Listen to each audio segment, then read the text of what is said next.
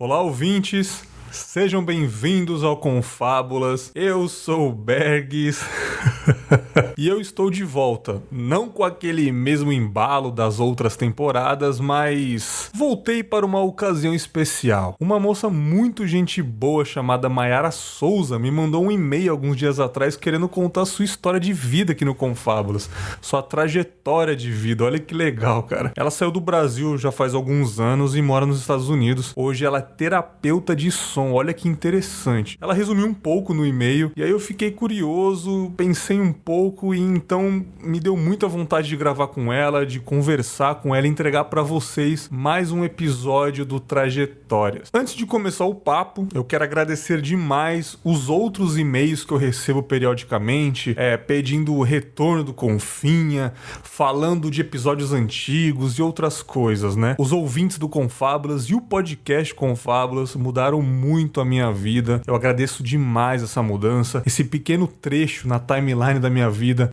Eu fui muito feliz, eu sou muito feliz por ter tido esse trecho da história do Confábulas tatuado na timeline da minha vida, cara. É isso que eu tenho a falar pra vocês e agradeço demais, cara. Eu não prometo voltar com tudo, com episódios regulares. Quem sabe eu posto aí de vez em quando mais pra frente eu posto o outro. Eu não vou prometer nada, porque, como eu já disse no último episódio de 2021, eu estou com outras prioridades agora e eu não quero soltar episódio por soltar, né? Eu quero fazer bem feito, né? Todos os episódios do Confábulas, né? E é uma coisa que eu gosto muito, então não vou entregar de qualquer jeito. Eu espero que vocês gostem desse papo com a Mayara. Eu particularmente adorei gravar com ela e espero que ela ajude alguns de vocês também. Vocês vão entender por quê. E caso queiram dar um feedback depois do episódio, é só mandar um e-mail para o podconfabulas@gmail.com. Chega lá no Twitter, siga o Confábulas no Twitter, manda uma mensagem, manda uma DM, é o @podconfabulas. Segue lá no Instagram, pode mandar um indirect, fica à vontade, @Confábulas no Instagram, beleza? E eu vou deixar também o contato da Mayara na descrição do episódio. Então é isso, galera. Fiquem com esse episódio incrível e valeu! Confábulas, um podcast de histórias e reflexões.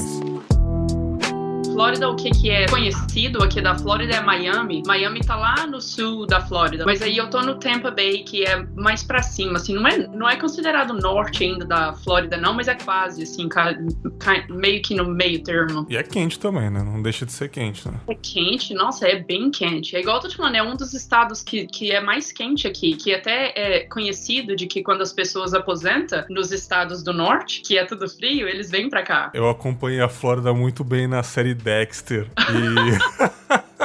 e eu vi que realmente é uma região onde os velhinhos vão pra repousar, né, cara? Isso. Que loucura. Você vê um monte de velhinho sentado nos banquinhos, passeando com seus Yorkshires, né?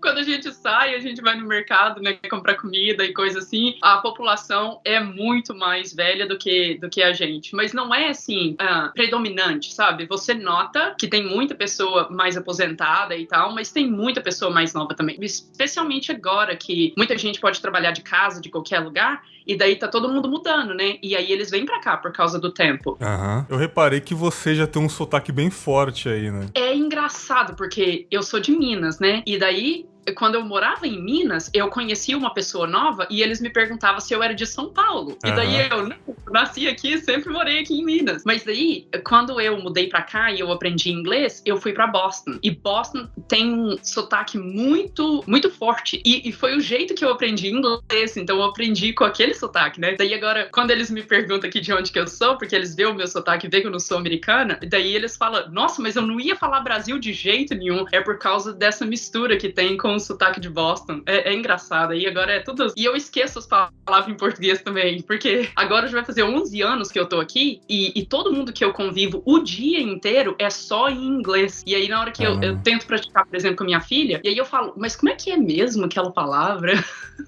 E é um lugar onde tem muito brasileiro. Eu não sei na região exata onde você mora, mas na Flórida, Miami, tem bastante latino, né? Bastante brasileiro. Assim. Tem. Aqui eu acho que é mais espanhol do que brasileiro. Aqui nessa área que eu tô, tem muita pessoa do mexicano e tal, mas eu ouvi falar que tem muito brasileiro aqui, eu ainda tenho que conhecer eles, tenho que sair, conhecer eles. Eu moro aqui tem pouco tempo, na Flórida, não tem muito tempo não. Aí eu tenho que sair pra conhecer os brasileiros da área. Mas no total você já tá aí uns 10 anos, né, mais ou menos, né? Vai fazer 11 anos semana que vem, no dia 17. Que interessante, a gente tá falando de sotaque, né? Dá pra perceber muito que você tem um sotaque bem puxado já, só que você não percebe, né? É a mesma coisa eu sou paulistano, sou da capital de São Paulo, mas eu estou aqui no Espírito Santo há 11 anos também. A mesma coisa, mais ou menos, né? E eu não percebo, eu acho que eu não tenho um sotaque comum. Só que eu falo, sei lá, uma vogal, a galera, epa, você não é daqui. Já me falaram se eu era brasileiro, olha que loucura, porque, tipo, no primeiro ano que eu vim pra cá, eu fui numa loja, falei, me vê um terno, por favor. Eu falei, você é brasileiro? Eu, ué, eu só não sou daqui. É porque eles estranham com esse R muito puxado. E olha outra coisa, fui a São Paulo uns anos atrás e eu estranhei o paulista. Olha só. Porque eu não puxo esse R tão forte, sabe? Eu fui na loja do Brás, lá do centro de São Paulo, o pessoal falando, camiseta, ternos, não sei o quê. Eu, nossa, que R estranho. Eu falava desse jeito, então tá muito misturado o meu sotaque, entendeu?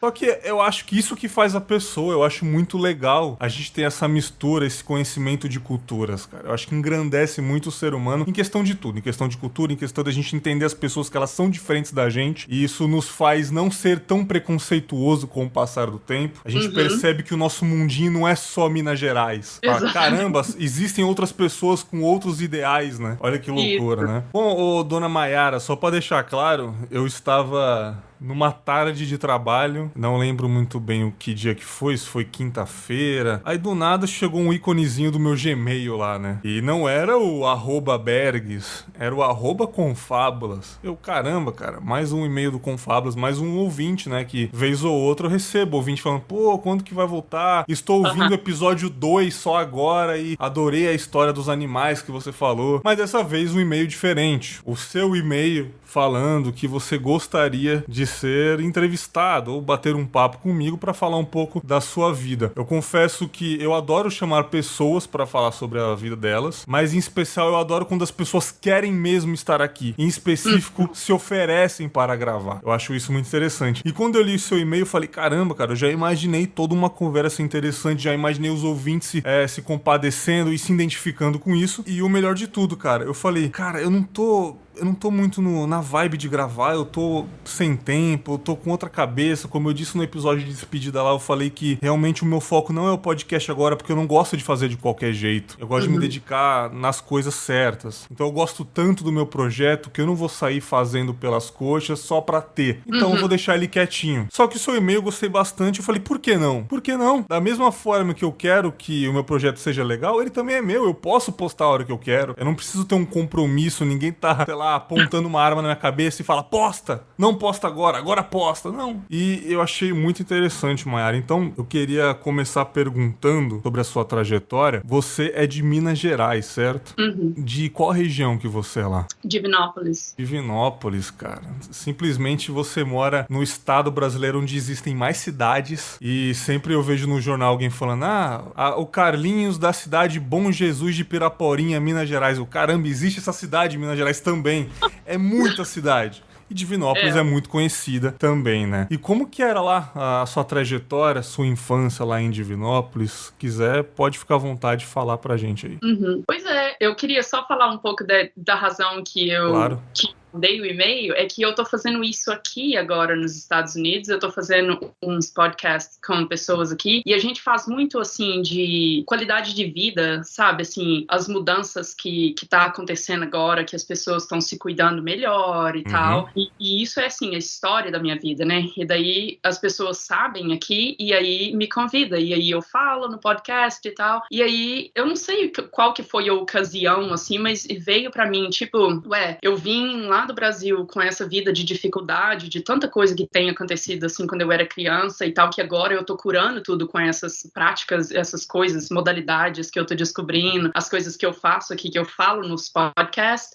por que não trazer de volta para o Brasil, né, e falar dessas coisas também em um podcast que vai tocar no Brasil, que as pessoas vão ouvir lá, né, e aí eu falo, nossa, cara, isso poderia ser, né, poderia ajudar a trazer essa ajuda de volta, que tá me ajudando tanto na minha cura pessoal, e aí comecei, eu olhei, e eu trabalho muito com saúde mental, e daí olhei, fiz uma pesquisa no Google de podcast de saúde mental, e comecei a escutar os podcasts, e mandei e-mail para algumas pessoas e tal, e aí eu tô agora colocando na agenda para fazer mais, e falar mais e tal. Mas então, eu cresci lá em Divinópolis, Minas Gerais, e foi difícil, assim, a gente era pobre, mas o negócio é assim, o problema maior não era tanto a pobreza mesmo, era a mentalidade de pobreza, sabe? A mentalidade de que tudo falta, de que não tem suficiente para todo mundo, né? Que tem que pisar nas pessoas para conseguir chegar em algum lugar e sabe, assim, tudo é dificuldade e tal. Isso era tudo um estado mental, né? São as histórias que a gente conta pra gente mesmo, assim, que a vida é desse jeito. Porque tem outras pessoas que vivem talvez na mesma vizinhança, assim, que não vê desse jeito, né? Que não vê só as dificuldades e tudo, que às vezes vê, né, uma coisa bonita que tem na vizinhança ou outras coisas. Então, assim, eu agora, como adulta, eu vejo que a dificuldade maior quando eu era criança era a mentalidade de pobreza, mais do que a falta de dinheiro mesmo. Mas o meu pai teve um ataque do coração quando ele tinha 37 anos e ele morreu. E ele era alcoólatra e o que eu escuto, eu tinha 4 anos só, e o que eu escuto quando a família tá falando do meu pai, é que ele era assim muito agressivo, nervoso, né, muita raiva e tal, e é essa imagem que eu tenho dele na minha cabeça, e todo mundo, na verdade, assim, na minha família, era muita pessoa, assim, muito nervosa, sabe, muito assim, agressiva, o jeito de falar. Tem essa paixão brasileira, né, e tudo que a gente carrega, assim, mas tem essa diferença, assim, quando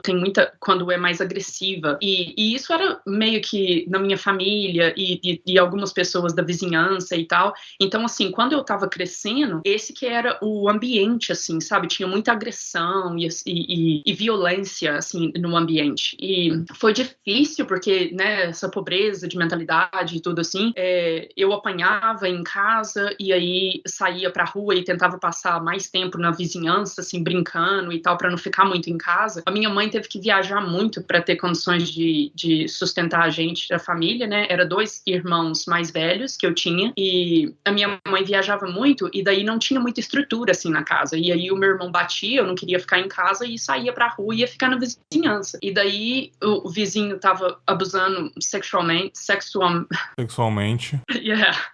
E aí, eu ficava meio que assim, tinha esse sentimento de não ter lugar, sabe, assim, você corre aqui e tem um tipo de agressão e você corre ali e tem um outro tipo de abuso e meio que sem lugar. Sem saída, né? Você não tem muita escolha, né? Isso, sem uma escolha, assim, que eu ia me sentir segura. E aí fica essa infância, assim, desregulada, assim, sem balanço e tal. E aí, quando eu tinha uns 12, 13 anos, comecei a beber. Porque, igual eu te falei, não tinha estrutura, né? Minha mãe tinha que trabalhar, não estava em casa, não sabia o que estava acontecendo. Comecei a beber, fumar cigarro, muito nova, assim. Eu agradeço muito a Deus hoje que eu nunca mexi com droga, assim, nunca, né? Porque eu imagino tanto que seria difícil para mim de sair de droga se eu tivesse entrado nesse mundo, assim. Porque eu tenho essa personalidade, assim, que vicia, assim, sabe? O que álcool e cigarro já é um vício suficiente, já, né? Imagina se fosse para coisas mais químicas, né? Mais pesada. Aí parece que você entra e entra mais fundo ainda, e depois para sair, eu tenho a impressão que seria muito mais difícil. Então eu agradeço muito a Deus que pelo menos isso eu não entrei, assim, em drogas e tal. E aí fiquei viciada no álcool, no cigarro e tudo por muitos anos. E hoje que eu tô, assim, eu me considero mais curada, eu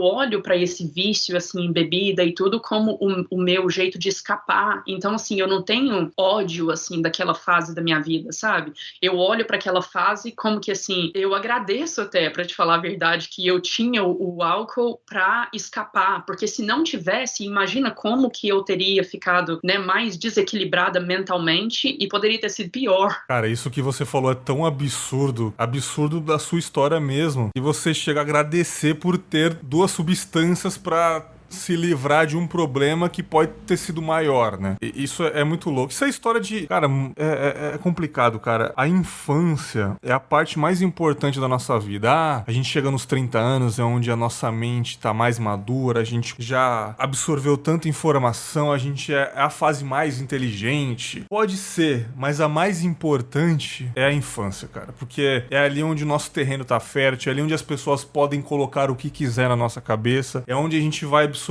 tudo pra no futuro ser o que a gente aprendeu lá atrás, né, cara? Então, esse problema com os pais é uma coisa muito recorrente. Tanto que tem a parte da psicologia que resolve o agora. O que você tá passando? O que você tá passando agora? É problema com o trabalho? É problema com o amor? Vamos resolver. Mas tem a parte mais profunda. Como que era a sua infância? Não tem jeito, cara. Problemas com os pais é uma coisa muito recorrente, cara. E acho muito importante você tá falando isso. E eu comecei a fazer a minha pesquisa aqui quando eu comecei essa jornada de cura, e foi exatamente isso, assim, esses anos de 0 a 6, 7 anos, a gente está vivendo como se tivesse, assim, hipnotizado. Tudo que vem, toda a informação que vem como verdade. A gente absorve todas aquelas informações como verdade. E o que é dito? Oh, meu Deus! O que é dito para as crianças? Não só no Brasil, mas eu acredito no mundo inteiro. Mundo inteiro. Né? De 0 a 6, 7 anos.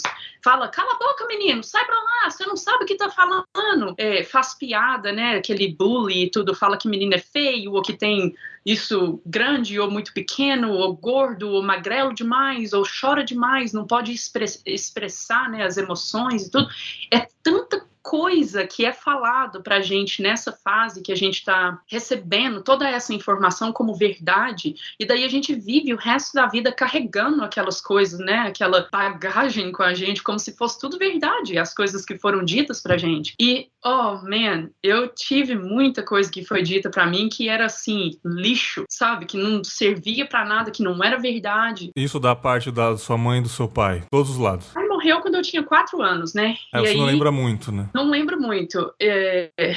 Eu e minha mãe teve um relacionamento muito difícil, muito difícil. A gente batia a cabeça mesmo e não conseguia, né, se comunicar e tal. Claro que teve coisas, né, que ela falou que hoje, como adulta, eu tô curando, que não era verdade. Mas aí, eu fiz muitas sessões com ela, quando eu tava começando o meu processo de cura, eu fiz muitas sessões com ela, no sentido, assim, de perguntar mais pra ela como que foi a infância dela, entendeu? Pra entender mais, assim, ela tava fazendo o melhor que ela podia com a informação que ela tinha, quando ela tava, né, cuidando de mim, que eu tava crescendo. Então, assim, ouvindo mais dela, como que a infância dela foi tão difícil também, traz muita compaixão, sabe, assim, muito, aí a gente perdoa muita coisa que tem acontecido por causa dessa percepção diferente, né, porque daí nossa, ela também teve uma infância muito difícil, então, assim, como que ela poderia ter feito melhor, né, ela tava fazendo o melhor que ela podia com o que ela tinha. Como era a infância da mãe dela, isso cada vez pior, sabe? Não é? É inegável como a nossa geração tá muito melhor em questão de pensamento e questão de educação. Eu vejo pessoas que infelizmente ainda tem esse discurso de onde já se viu, não pode mais gritar com a criança, fica nesse, eu não sei se você conhece esse termo que a gente tá usando muito aqui no Brasil, a gente não, né, eu não uso realmente, que é o tal do mimimi, né, aqui a gente usa isso pra, como eu posso dizer, o mimimi aqui que as pessoas estão usando, deixa de frescura, deixa de mimimi, sabe, é o tal da frescura, e virou essa palavra mimimi. Essas crianças estão cheias de mimimi, antigamente, anos 90, era briga na escola, as crianças resolviam na briga, hoje em dia, uma palavra já machuca ela. Sim, uma palavra já machuca. Você queria que continuasse a violência, cara? Você queria que a geração continuasse igual dos anos 80, dos anos 90? Não, cara. Não é que a gente não pode falar mais nada. Tem isso também aqui.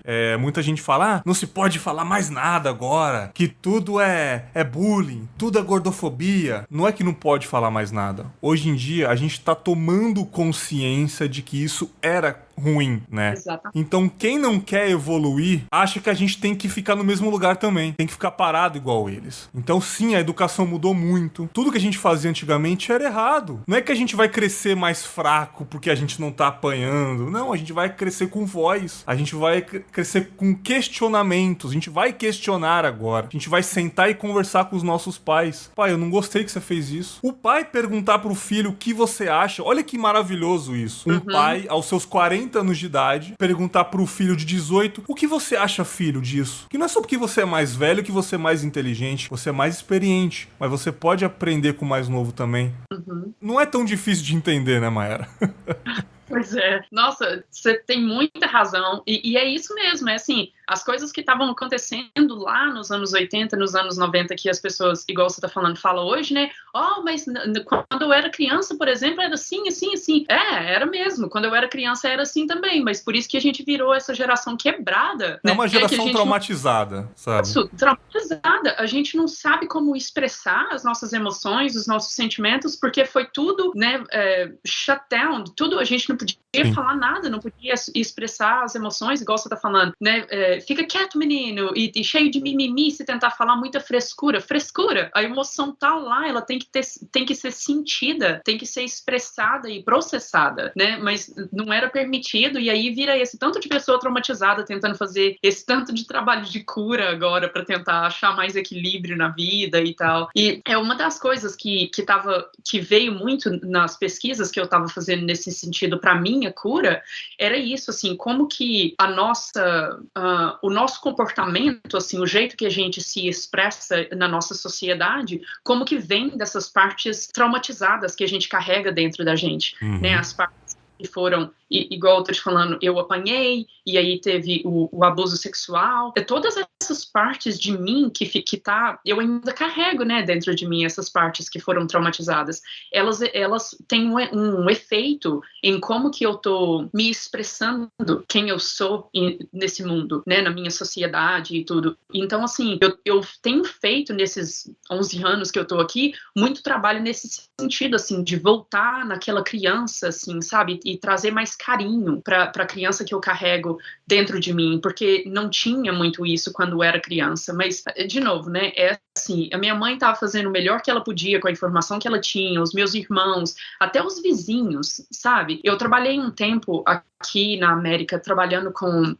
as pessoas que sobreviveram de human trafficking. Tráfico humano. E aí eu trabalhei aqui numa organização que eu trabalhava com as pessoas que sobreviveram, que foram recuperadas, né, depois de muitos anos e tal. E assim, tem pessoas que elas foram sequestradas quando elas tinham lá 4 anos de idade. E aí ficaram num basement de alguém, assim, por muitos anos. E aí a pessoa é recuperada, tipo assim, nos 20, 25. E aí a gente tentando conversar com essa pessoa e fazer o trabalho de cura e tudo, tem uma palavrinha que você fala, assim, que a pessoa pode ser triggered, sabe, assim... Um gatilho, né? Isso. E aí a pessoa se transforma na sua frente, assim, e começa a falar como se tivesse 4 anos de idade de novo. Sim, e chora, se derrama em lágrimas, é uma coisa impressionante, cara. Porque foi a última vez que essa pessoa se sentiu segura na vida, porque era a última vez que essa pessoa estava com a família, se sentia segura e tal, antes de ser sequestrada. Daí quando você fala uma coisa que tem aquele gatilho emocional, a pessoa volta naquele, desassocia, sabe? E volta naquele estado que era o último estado que a pessoa estava quando ela se sentia segura. Daí loucura, você vê, né, a vulnerabilidade que a gente carrega emocionalmente e principalmente nesse jeito, assim, quando você é criança, você não pode expressar as emoções. Essas emoções ficam estagnadas no corpo em algum lugar e aí depois quando uma coisa acontece num futuro que pode ser algumas semanas para frente ou muitos anos para frente e esse gatilho iniciado, a pessoa volta lá atrás em todas aquelas emoções e começa a liberar todas aquelas emoções que estavam, né, estagnadas no corpo. É um trabalho, assim, impressionante, cara. É um trabalho importantíssimo que vocês fazem, é admirável, né? E você sofreu muito na infância, né? De todos esses abusos em geral. A sua adolescência, depois de um pouco maior, foi menos pior? Melhorou ou continuou sendo um trauma na sua vida, seja por coisas passadas ou porque continuou acontecendo coisas com você? Ainda em Minas Gerais, né? Você morou lá direto, depois foi para os Estados Unidos ou chegou a morar em outros estados, outras cidades? Não, direto. Morei só em Minas, morei só em Divinópolis, e aí de Divinópolis eu mudei pra cá. Eu acredito que eu tava com 26 anos quando eu vim pra cá. Mas é engraçado que você pergunta isso, porque uma coisa que acontece com a infância quando é muito traumatizada é que as memórias ficam desorganizadas. Toda a pesquisa que está sendo feita agora em trauma, eles estão falando disso, que as memórias daquela fase de criança, você pode não ter acesso de jeito nenhum àquelas memórias, ou elas são bem desorganizadas, assim, você não consegue fazer muito sentido das memórias. E isso aconteceu comigo. Antes de eu começar esse trabalho, e principalmente porque eu comecei a beber, eu tinha uns 12, 13 anos. E eu bebia demais e era bebida pesada. Então, o que acontece é que o meu cérebro ainda estava no estado de desenvolvimento. E eu comecei a colocar essa toxinas muito pesada no meu cérebro, e aí atrapalha, assim, desregula o nível de desenvolvimento do cérebro. Então, assim, eu fui uma pessoa normal, todo mundo sempre me considerou uma pessoa normal, assim, de aprender, eu sempre tive nota boa na escola e tudo mais, mas eu tinha sempre esse problema de memória, de não lembrar muito das coisas ou de lembrar com muita confusão das coisas, tipo assim, misturar a coisa quando eu tava lembrando. E eu achei que era só, né, o que é, tipo, eu sou uma pessoa que não tem memória muito boa, né, não tem problema. E aí, quando eu comecei a fazer a minha pesquisa, quando eu cheguei aqui, comecei a fazer minha pesquisa mais em trauma, em saúde, essas coisas, porque eu tava muito com medo do meu estado de coração, né, porque meu pai teve um ataque hereditário, né? Exatamente. Então, era meio que a base da minha pesquisa, era saúde nesse sentido, assim, de problemas de coração e tudo, e trauma, né, problema mais mental e tal. E aí, eu aprendi isso a respeito da desorganização ou esquecimento de uma fase traumática da sua vida. E aí, o que acontece é que quando eu cheguei mais ou menos na idade que eu comecei a beber, 12, 13 anos, não tinha mais tanto abuso, mas aí tinha o álcool. Aí é o que a gente fala que o self-abuse, né? Porque aí eu que estava me abusando inconscientemente. E aí o que aconteceu foi que agora, como adulta, eu tô com 37 anos, eu ainda tenho dificuldade de me lembrar até dos anos de adolescência. E o que eu tô falando que foi engraçado que você perguntou isso é que eu comecei agora um novo treinamento que eu tô treinando para fazer, o nome é neurofeedback. É tipo assim, o back da memória, né? Assim, coloca aquela touca com os eletrodos para medir a atividade do cérebro, e aí pega aquela data que vem do exame que faz, e aí coloca um protocolo que vai trabalhar nessa área do cérebro, nessa outra área do cérebro, para ver quais áreas do cérebro que foi mais afetada pelos traumas, pela toxina do álcool e tudo, né? E aí coloca o protocolo e aí faz o programa de treinamento do cérebro para treinar aquelas partes do cérebro que foram afetadas por todas essas coisas que aconteceu. E aí eu acabei de começar o meu treinamento, eu tô fazendo para mim mesma, e aí ao mesmo tempo fazendo treinamento porque eu vou oferecer isso na minha prática, que eu já tenho, que eu faço com os meus clientes, né? E aí eu tô fazendo com um casal de amigo que eu tenho do outro lado dos Estados Unidos, na Califórnia, a gente faz a distância. E eu tava conversando com eles ontem e eu tava explicando isso, assim, que toda vez que eu começo a fazer um trabalho de cura no meu cérebro, as memórias começam a aparecer. E uma coisa que é interessante disso é que elas aparecem no sonho. Eu tenho um sonho e eu acordo de manhã e eu falo, nossa, meu Deus, teve aquela vez que a gente foi pra praia, ou uma coisa assim, e essas memórias começam a voltar. E eu falo, às vezes, com pessoas, por exemplo, eu posso ligar pra minha mãe no Brasil, meus irmãos, e falar, olha, teve essa época e esse negócio assim que aconteceu, assim, assim, assim. Aí eles falam, aconteceu, você lembra agora, então? Então, assim, eu confirmo que essas coisas são fatos, né, que aconteceram, que estava enterrado na minha mente. E aí a gente começa a fazer esse treinamento de novo para a mente, para curar, assim, as partes do cérebro que foram afetadas por essas coisas, e como que os caminhos onde que os neurônios, não é? Onde que eles passeiam no cérebro, esses espaços que foram, tipo, bloqueados pelos traumas, assim como que eles abrem de de novo. E tem esse caminho livre para o cérebro, para comunicar uma parte do cérebro com a outra parte. Nossa! Cara, é um negócio muito bom, cara. Você acha importantíssimo mesmo a gente resgatar lembranças num todo, mesmo que elas sejam traumáticas, né? Acredito que tem muita gente que não gosta muito de lembrar, né? Tem até um filme maravilhoso, meus favoritos, que é do Jim Carrey, né? Brilho Eterno de uma Mente Sem Lembranças, que é um cara que sofreu uma desilusão amorosa e ele quer esquecer dela, né? Mas aí tem toda uma história, um roteiro brilhante que mostra que é importante você lembrar de coisas ruins. É importante você ter aquilo pra não repetir no futuro e realmente pra você perceber quem você é. Eu sou aquilo, aconteceu aquilo comigo, entendeu? E seja pra ajudar pessoas no futuro, seja realmente pra guardar pra você. É um museu de coisas ruins que precisam ter lembranças, não é? É fascinante isso, é fascinante. Essa parte científica, tudo bem, a religião e a ciência podem andar lado a lado. Religião para te dar um acalanto, para te dar um afago, se apegar a algo que você quer acreditar para se sentir melhor, mas também a ciência para poder chegar com tudo e resolver esse problema. É muito bom. Continuando na sua adolescência, quando que você resolveu sair de lá, você se tornou adulta, ainda estava lá, e quando que você resolveu ir embora? Por qual motivo que você resolveu ir embora? Então, na verdade, eu sempre quis sair de lá, porque estava muito difícil sempre, né? Então, desde que eu era criança, eu sempre falei que eu ia morar nos Estados Unidos, em algum momento da minha vida. E aí era um motivo mais, que as pessoas faziam bullying, né? Você tá doida, nunca vai sair daqui, não sei o quê. E eu não sei, assim, tinha uma coisa dentro de mim que falava... Você espera. As pessoas sempre vão duvidar da gente, né? É incrível isso, cara. Mas tinha essa parte de mim, assim, que sabia que ia acontecer. Eu não sei como, porque eu era uma pessoa, assim, muito insegura por causa dos ataques que eu tinha, né? Do tempo todo lugar que eu tentava correr tinha um ataque diferente. Então, me fez muito insegura. Eu tinha esse problema, assim, de tentar me diminuir para não ser vista, para não ser abusada. Mas essa parte da minha vida, eu sempre, né, ficava assim, tipo assim, firme na minha opinião, e falava, não, eu vou, eu não sei como agora, mas eu sei que um dia vai acontecer.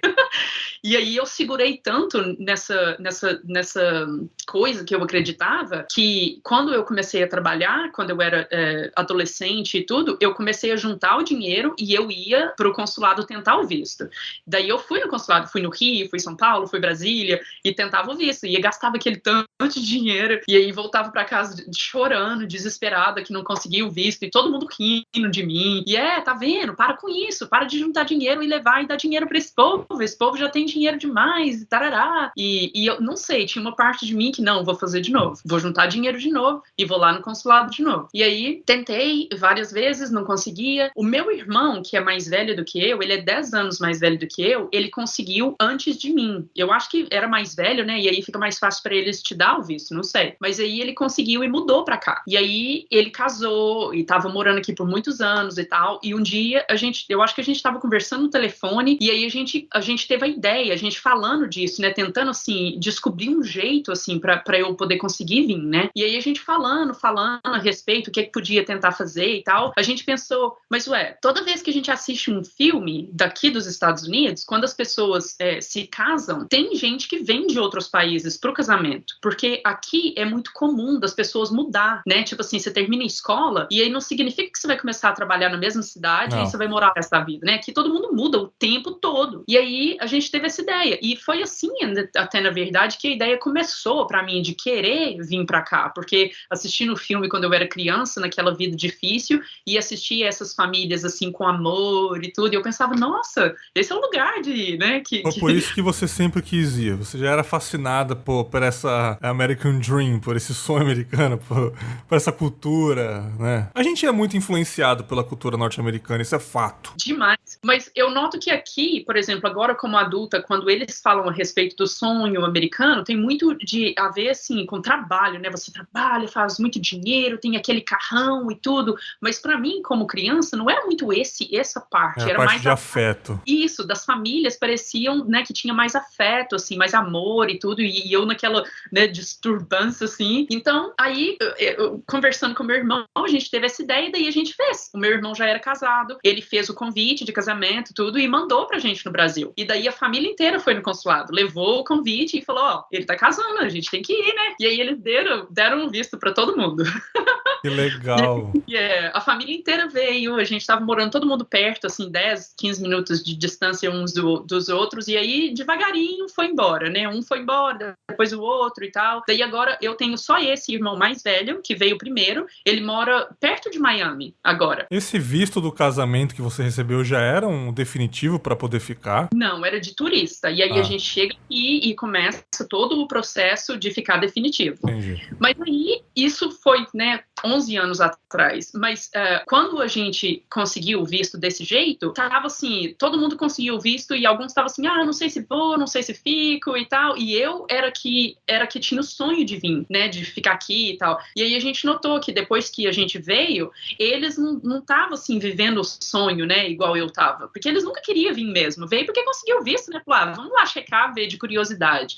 Mas aí começou a trabalhar e ter, assim, a rotininha da vida e tudo, e falava assim, não é pra mim não gosto não. E aí de pouquinho em pouquinho foram embora. E você foi ficando, né? E até o meu irmão agora é a mesma coisa, porque agora eu só tenho um irmão aqui e ele fala a mesma coisa. Quando a gente conversa a respeito e tudo, aí ele fala, não sei, fico pensando, às vezes vou voltar pro Brasil e não sei se fico aqui. Agora ele mora aqui. Não faz isso não. Pois é, eu espero aqui que ele tá escute. Complicado, cara. Não faz... Tem muita gente querendo ir embora, cara. Eu, inclusive, queria muito, mas por enquanto não dá, não. Tomara que ele escuta isso aqui, porque ele fica assim, pensando, e minha mãe tá de volta lá, né, morando na roça, no meio do mato, do jeito que ele quer, e aí ele fica assim, e eu aqui, é bobeira, talvez eu quero voltar pra lá e morar no meio do mato também, não sei, vamos ver, né. Mas foi assim, não teve assim um acontecimento, foi uma coisa que desde criança, desde que eu posso me lembrar de alguma coisa, dessas memórias todas esquecidas que eu tenho, tinha isso, assim, que eu assistia o filme e pensava assim, nossa, deve ser muito bom, né, de estar assim com pessoas que te amam, que te tratam bem e tudo. Muito louco isso, né, cara?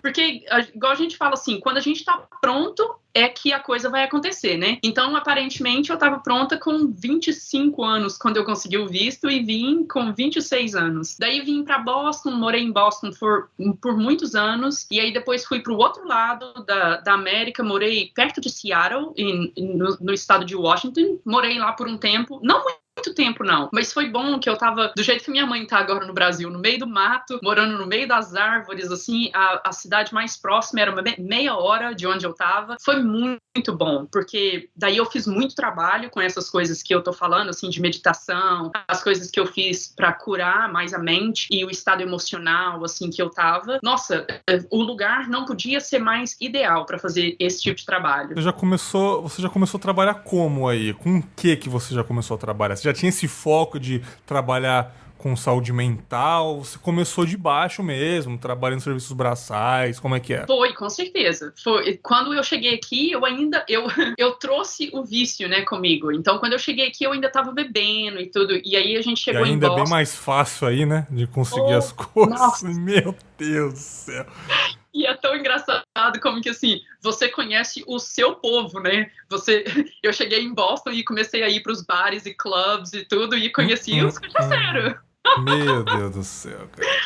E aí, tava a mesma coisa, assim, os primeiros anos foi a mesma coisa, assim, bebeção e só saindo, festando, né? Mas você chegou a ter alcoolismo, frequentar, sabe, Alcoólicos Anônimos, não chegou a esse nível? Eu falo assim que eu cheguei sim, mas eu não fui no Alcoólicos Anônimos, porque uma das coisas que eu estudo aqui com a mente é o estado da repetição. Tudo que a gente repete muito fica impregnado na mente como a nossa verdade, né? A nossa realidade. E quando você vai, eu fui com pessoas que eu tava ajudando a sair do álcool. E aí a gente chega lá e aí você tem que falar: oi, o meu nome é Mayara e eu sou alcoólatra. Todo dia. Você tem que ir na reunião todo dia e falar isso todo dia. E eu não concordo que eu repetindo pra mim mesma que eu sou alcoólatra todo dia vai me ajudar. Então eu não quis ir. Mas eu usei outras alternativas, outros jeitos com essas meditações e essas coisas que eu tô falando pra me tirar do álcool. Mas eu considero que eu cheguei a ficar alcoólatra sim, porque eu precisava da bebida todo dia. Todo dia eu precisava da bebida. Eu comecei com o comportamento de alcoólatra. Eu mentia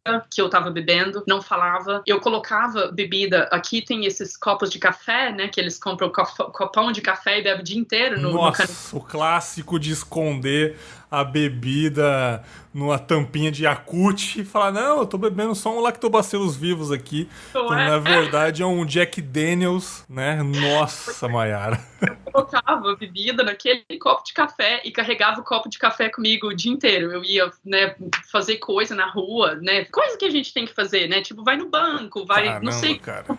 no mercado, não sei o quê. E eu tava com meu copo de café. Sabe o que é legal, eu reparei nessa conversa sobre alcoolismo? Durante a nossa conversa a gente vai reparando várias coisas, né? O álcool, embora seja uma droga também, uma droga muito perigosa, uma droga que mata, seja no trânsito, seja por violência doméstica, seja por crimes passionais, feminicídios, enfim. O álcool tá muito presente em vários crimes, em várias mortes. Mas ele é tão socialmente aceito, que a gente fala, a gente consegue tirar humor disso. Não que seja errado, não tem nenhum problema a gente rir disso. Você falar que escondia, que engraçado, a gente ri, porque é socialmente aceito. Mas se você falasse, eu sou viciado em cocaína, eu levava cocaína escondida, a reação não ia ser de comédia, não ia ser engraçada. Pra você ver como ainda é mais perigoso ainda o álcool, porque é engraçado o bêbado, a piada do bêbado. Ai, dirigiu bêbado, nossa, bati, caramba, onde tá com a cabeça aí? Eu acho que ainda consegue ser mais perigoso, porque é mais velado o perigo, sabe? É louco isso, né? É muito louco! E olha, eu concordo com você, assim, 100%. E uma outra coisa que eu trabalho com os meus clientes aqui também, que a gente fala desse mesmo sentido que você tá falando, é de comida. É o tanto que as pessoas estão doentes com a comida que é junk, né? E é socialmente aceitada também. Então, nos Estados Unidos, né? Onde que exatamente. Ninguém almoça arroz e feijão aí, né? É aquele café da manhã, bacon e ovo, beleza, até aí tudo bem, é a proteína. O almoço é o tal do lunch, né? Que daí que vem a palavra lanche, que é um pãozinho, um sanduíchezinho. E fast food pra caramba no caboclo. E é isso aí, cara. Jantar, a mesma coisa. Talvez é Pizza Hut pra caramba. Então é também socialmente aceito essa cultura da comida, sódio pra caramba. E é engraçado até o ponto da pessoa morrer de infarto. Pessoa, caramba, ontem eu comi, haha, morreu de infarto. Nossa, que triste, né, cara? Espero que ele esteja num lugar aí muito bom. Ele tá lá nos observando, sabe? Em vida a gente não faz nada a respeito, sabe? Exato, porque é tão aceitado socialmente, né? Igual o Sano. Esse que faz, pra mim, que faz ficar o pior do problema. Ainda pode ser que fica pior do que cocaína e qualquer outra droga, porque é tão aceitado e aí as pessoas começam a ficar, né, acima do peso, fica doente, fica depressivo, fica ansioso. Tudo isso vem do jeito que a pessoa tá comendo, do jeito que a pessoa tá se cuidando, mas não é nada é mesmo feito, assim, a respeito, porque igual você falou, é aceitado, né? É só comida mesmo. E faz ficar muito mais perigoso. Olha o que é o índice de coisa que mata, né, o número maior de pessoas. É provavelmente o que eles estão comendo, com os ataques de coração e diabetes e essas coisas tudo assim, muito mais do que a cocaína, aquelas outras coisas que são, né, muito mais olhada como ser mal e mais pesada. Eu te interrompi falando sobre socialmente aceito, mas a gente tava falando sobre seus serviços braçais aí, no que você trabalhou, né? Então você começou a trabalhar de baixo mesmo ali, né? Se virando pra conseguir um vintém, né?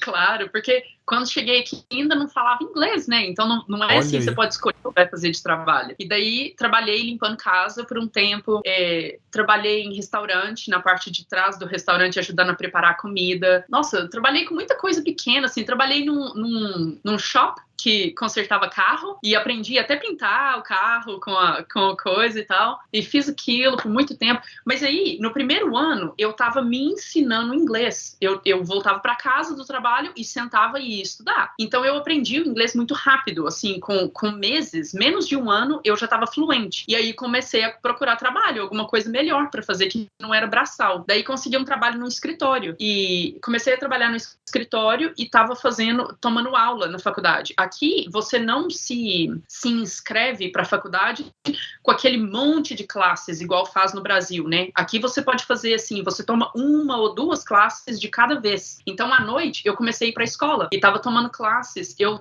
tomei umas classes no Brasil também de psicologia, porque sempre, né, quis trabalhar a mente por um tempo antes de vir para cá, não lembro quanto tempo.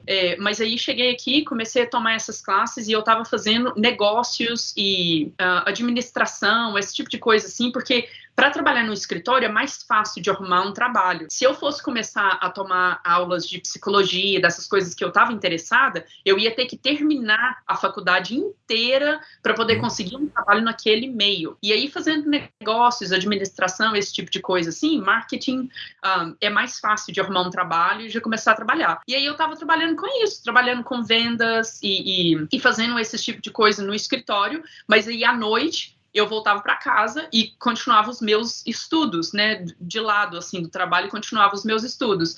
Até que eu comecei a mudar tanto o meu estilo de vida, que as pessoas que conviviam comigo começaram a notar que as coisas estavam mudando e tal, e começou a me perguntar o que é que eu estava fazendo. Daí que eu comecei a transferir de um trabalho para o outro, porque eu comecei a compartilhar com elas, né, meditação, fazer yoga, um jeito mais saudável de comer, de tomar conta de você mesmo e tal, e aí eu comecei a fazer isso, mais assim, com amigos e tal, sem cobrar, né, e daí eu vi e falei, nossa, eu gosto muito mais de estar fazendo isso do que de estar trabalhando no escritório. E aí comecei a transferir, comecei a cobrar e pegar menos trabalho de escritório e mais de ter cliente, assim, mas de ainda trabalhar. Não era registrado o que você fazia, né? Não. Aí era sempre assim, eu ainda tinha o trabalho de escritório para poder pagar as contas, né, enquanto eu estava fazendo todos os estudos para ter as certificações que eu tenho hoje. E aí, quando comecei, aí peguei certificação de life coach, de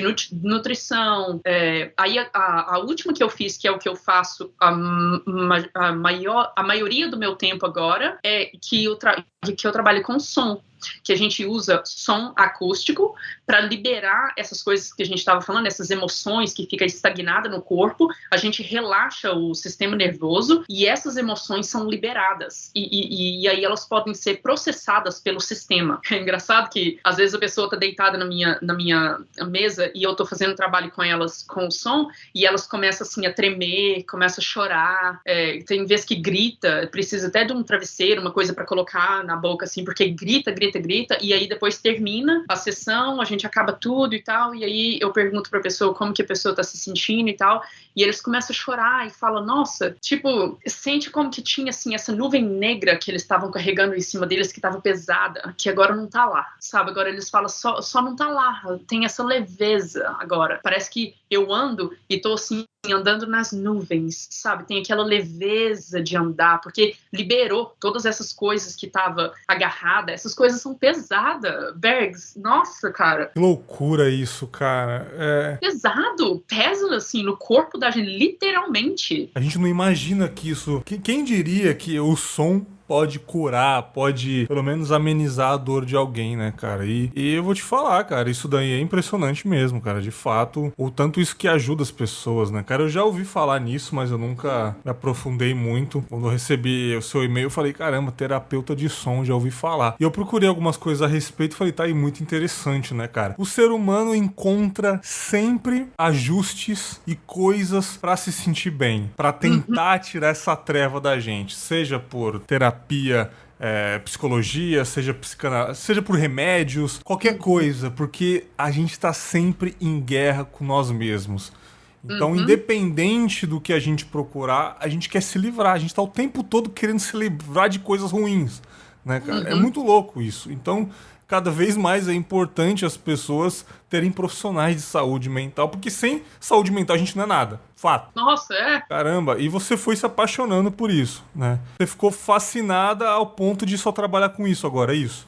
A maioria do meu tempo agora é isso que eu faço, porque olha, um exemplo muito pequeno, assim, para entender como que o corpo está recebendo essa informação é assim, quando você escuta uma música, né, uma música que você gosta, que tem a ver com aquela fase do passado, talvez que você estava tão feliz, talvez você estava apaixonado, ou uma coisa assim, e você escuta aquela música e muda completamente o jeito que você está sentindo, porque o seu corpo está recebendo aquela informação e está afetando no nível molecular. Todas as células do seu corpo estão recebendo aquela informação e estão sendo afetadas, como elas estão vibrando, né? Porque tudo é aquela vibração de energia, né? Então, toda a energia que é colocada ao redor do corpo, o corpo absorve e tem uma reação no corpo. Daí, o que a gente usa? A gente usa, é tipo a gente chama de garfo, né, em inglês, que é aqueles que usa para fazer o ajustamento de instrumento. Igual você tem um violão e você vai fazer o ajustamento do tom do violão. É a mesma coisa. E aí a gente usa para fazer o ajustamento do tom que as células do nosso corpo estão vibrando. Porque quando uma emoção, um trauma é absorvido e fica estagnado, energia estagnada é o que causa as doenças crônicas, as dores crônicas, câncer, essas coisas. Aquela energia fica estagnada, não está em circulamento no sistema como deveria estar. O nosso sistema está suposto a ficar circulando, né? Circulando energia. E a energia também não é destruída. Toda a energia, ela é transformada em uma coisa nova. E daí você tem essa emoção, por exemplo, alguma coisa acontece e você fica com raiva, mas você não pode expressar aquela raiva que você está sentindo por alguma razão. Você não pode expressar a raiva, daí você segura. Aquela raiva está bloqueando o sistema de continuar circulando as energias que estão supostas de continuar circulando. O que é o jeito natural de lidar com aquela raiva? A gente aprende que ela tem que ser expressada. Não significa que você tem que voar no pescoço de alguém. Não é assim. Que seja você vai para uma caminhada, sabe? Vai nadar no oceano, uma coisa. Vai fazer alguma coisa que vai liberar aquela raiva. Porque aí a raiva não está obstruindo o caminho da energia de continuar fluindo no seu corpo. Quando a gente não pode fazer nada para expressar, aí que está o perigo. Porque daí a gente se segura nela e tudo mais que tem que circular no nosso corpo está ficando agarrado, porque aquela raiva está lá. E o sistema de cura do pessoal chinês que usa para acupuntura com as agulhinhas, eles usam esse mesmo tipo de sentido que a gente usa com o som, porque eles também olham assim, cada órgão, cada parte do nosso corpo segura em um tipo de emoção diferente. Igual o fígado é um famoso de segurar a raiva. Quando a gente tem problema no fígado, pode olhar com certeza, tem alguma coisa na vida que pode ser atual e pode ser do passado também, não faz diferença. O nosso estômago que fala que é um cérebro à parte, né? Eu não tenho estômago pra isso. Sente aquela dor, sabe? Muito interessante como o nosso corpo num todo se manifesta, né? Tanto que tem gente quando tá estressada aparece manchas no corpo, né? Cai o cabelo por estresse. É louco isso. Quando as pessoas não acreditam, basta entender. Cara, já ouviu falar que cai o cabelo quando você fica estressado? A vitamina da unha é o seu corpo se manifestando. Não é só chorar. Choro não é a única forma de tristeza. O seu corpo inteiro, né? Ele se manifesta. Você me falou que você ainda tá em processo de cura, né? Como funciona isso? Você ainda bebe, seja socialmente? Como é que tá a sua cabeça desde a sua adolescência até agora? Melhorou quanto? Como é que tá esse processo ainda? Então, não bebo mais. Consegui parar de beber. Parei de beber muito no começo mesmo do meu processo de cura, porque eu fiz essas meditações que são muito intensas, que traz muita coisa para ser processada, e eu aprendi que o motivo da minha bebedeira era o abuso sexual que aconteceu quando eu era criança, que ele falava para mim que eu não podia falar para ninguém o que estava acontecendo, porque eu ia ter muito problema, eu ia entrar em muito problema com os adultos, porque era minha culpa, e isso a gente carrega, né? Eu carreguei essa culpa. Uma coisa que aconteceu também foi que eu comecei a rezar para aquilo parar, para aquele abuso parar, e ele morreu. E eu não entendi, era muito pequenininha, né? Aquela menininha que não sabia de nada, não podia falar a respeito disso com ninguém, eu tinha medo da minha mãe, e aí eu carreguei essa culpa comigo a maioria dos meus anos eu carreguei essa culpa comigo, achando que eu era a razão que ele tinha morrido, porque eu estava rezando para aquele abuso parar e ele morreu. Então, assim, criou muito esse jeito de ver a minha realidade vindo de um lugar de vítima, sabe? Assim, que eu era vítima, né, que o mundo estava contra mim, que era minha culpa, que as coisas davam errado na minha vida e essas coisas assim. Quando eu comecei a fazer essas meditações muito intensas, elas trouxeram essas coisas para a superfície, para ser olhada e ser curada. Então, eu vi que, assim, as razões que eu tinha para beber, que eu criei esse mecanismo de defesa quando eu era uma criança, eu não tinha aquelas razões mais, porque agora eu sou uma pessoa adulta e respeitada. E daí essas meditações trouxeram essas coisas para a superfície, para ser olhada, e eu tive essas realizações, assim, que aquelas razões que me trouxeram para o álcool, eu não preciso mais. Né? Eu sou segura, eu tô salva hoje como uma adulta, eu sou respeitada, ninguém faz essas coisas comigo mais, então não preciso. E o que acontece com esses jeitos, esses mecanismos de cura, é que tira a necessidade do álcool do nosso corpo. Eu sinto que, assim, foi tirado de todas as células do meu corpo.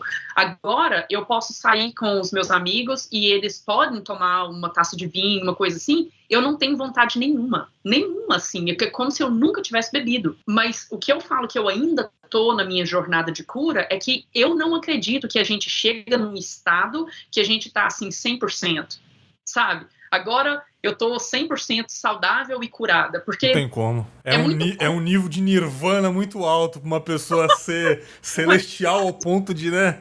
Nossa, eu não sinto mais nenhum vício, eu não sinto mais ego nenhum, mas é importante a gente tá num nível bom de saber que a gente tá muito saudável, não totalmente, mas muito saudável, né? Agora eu tô assim, eu posso te falar que é o estado mais saudável que eu já tive na minha vida toda. Muito bom. De coisas que eu assisto, de todo tipo de informação que vem pro meu corpo. Pode ser o que eu como, pode ser o que eu bebo, pode ser, né, informação, pode ser... amizade que eu tenho no meu, né, no meu grupo, todas essas coisas, eu posso dizer que agora eu tô no meu estado mais saudável que eu já tive na minha vida toda, mas é sempre andando pra frente, sempre ficando mais e mais saudável, porque, igual eu te falei, agora que eu comecei esse novo processo com o neurofeedback, tem mais coisa vindo. Tem muito mais coisa vindo que eu ainda não lembrava. Então, assim, eu acredito que por essa vida toda que eu vou estar aqui nesse planeta, eu vou sempre ter coisas novas vindo para ser curada. Então, por isso que eu chamo, assim, de um trajeto, né? Assim, minha trajetória, minha jornada. Eu não acredito que tem um ponto de destino que eu vou chegar e falar, tô pronta. Não acredito. Eu coloquei todas essas ferramentas que eu usei eu mesma para chegar onde eu tô hoje, na minha jornada de cura, e eu tô colocando um curso dessas formas de cura, tudo junto, para oferecer como um curso para os meus clientes, para pessoas que eu não posso estar no um com um, assim, igual eu tô com você, e aí eles podem ir pelo processo de curso, de fazer. E o nome do meu curso é isso, é um caminho para autoconhecimento, porque eu não tinha noção de quem eu era antes de eu começar essa estrada de cura. E aí é isso que eu acredito que esse caminho está me providenciando. É mais autoconhecimento das coisas que estão influenciando como eu me expresso nesse mundo. Tem um neurocientista muito famoso aqui no Brasil chamado Pedro Calabres. É um rapaz jovem, né? Tem os seus 40 anos ali, mas ele é muito estudioso na área de neural mesmo, é um cara que estudou muito. Ele tem um livro chamado Em Busca de Nós Mesmos, que é um livro que realmente fala sobre autoconhecimento, sobre o porquê você tá aqui. Não ele explicando o porquê você tá aqui, é você se questionando o porquê você tá aqui. Cara, autoconhecimento é uma coisa tão importante, cara, que enquanto a gente não se conhece, a gente ainda vai machucar muita gente. Seja em um nível baixo, um nível alto, seja porque você é ignorante com alguém, seja porque você não diz pra pessoa que você ama ela, por várias coisas. porque a gente não se conhece, né, cara? Ao mesmo tempo que o nosso cérebro é um universo, é uma coisa muito expansiva, existe esse mecanismo que pode ser ativado. E a gente, por esse mecanismo, a gente consegue resolver boa parte dos nossos problemas, né, cara?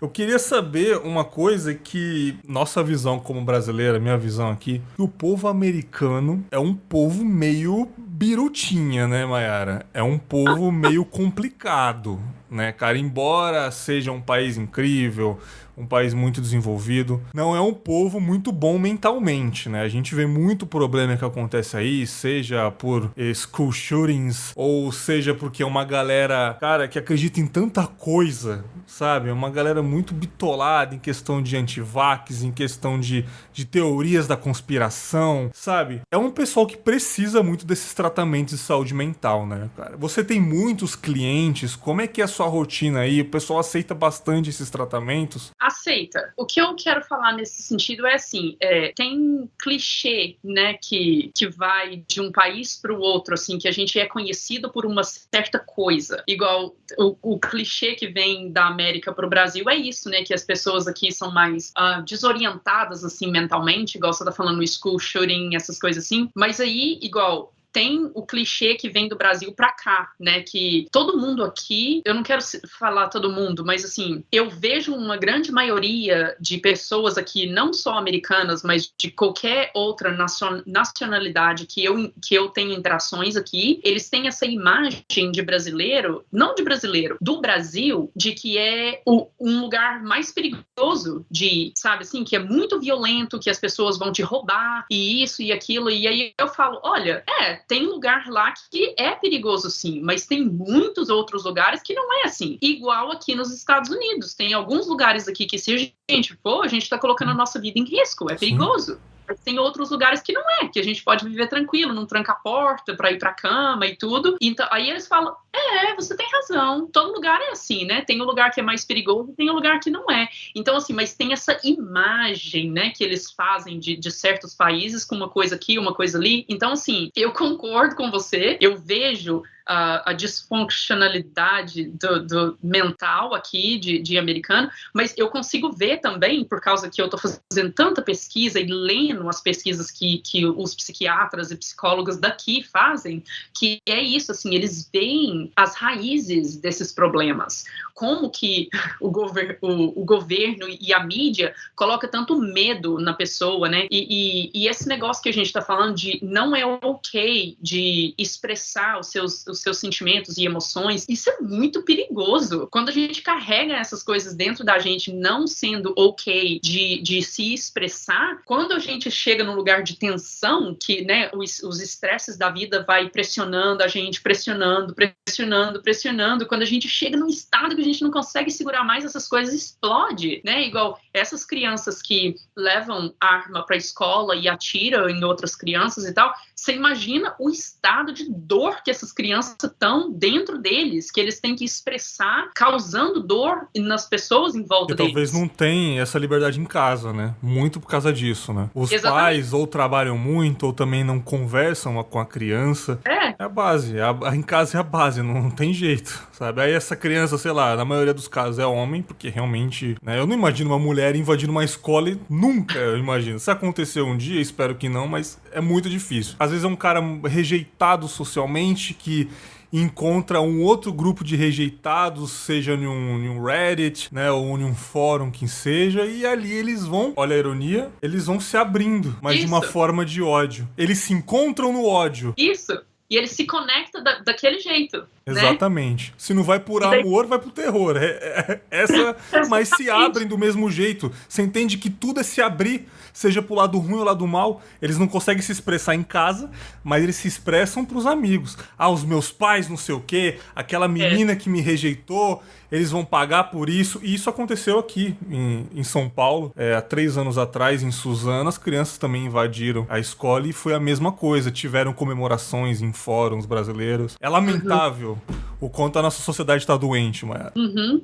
E é isso mesmo, eu acho que, assim, a rejeição começa em casa, sabe? Esse não é ok de se expressar, as crianças não sentem que elas podem ter emoção, e é igual você falou, principalmente os meninos não podem ter emoção, né? Menino não chora. Perfeito. E essas coisas. E aí fica né, segurando todas essas emoções e sentimentos dentro até um dia que eles não conseguem mais, tem que explodir em algum lugar. E aí explode do jeito errado, né? Igual você tá falando, eles fazem a conexão de ódio com outras pessoas, ao invés de uma conexão de amor, né? Se ele se sentir aceitado em casa, na sociedade, na escola, nos lugares que eles se sentiriam seguros, essas conexões que eles fariam com outros amigos, com outras pessoas, seria uma conexão mais de amor.